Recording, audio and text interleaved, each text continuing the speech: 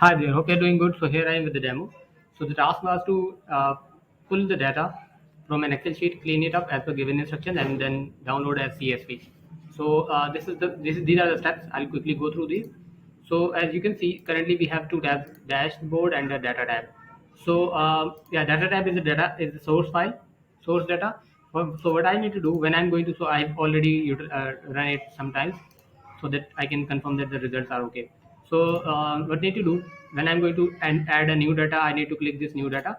As soon as I'll click this one, this will the data tab will go, and then I'll go to the file, import.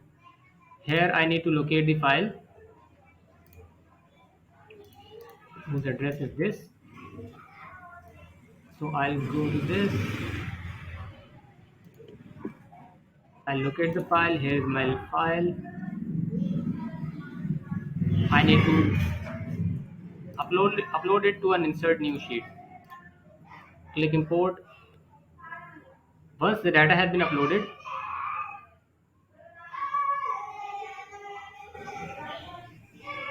you will see a new tab here with the data. Here you can see you just need to change the name of this tab to data, DATA, small letters.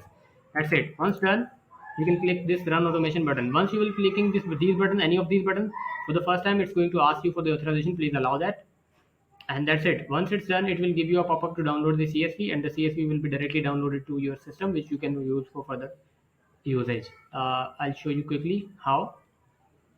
Currently it's running. It's making all the changes required. I have added some feature which will delete the leading line breaks, and it will capitalize the first letter as well. So yeah, here you can see click to download. You just need to click this. As soon as you will click it, you will see a CSV got downloaded. I'll click this to open.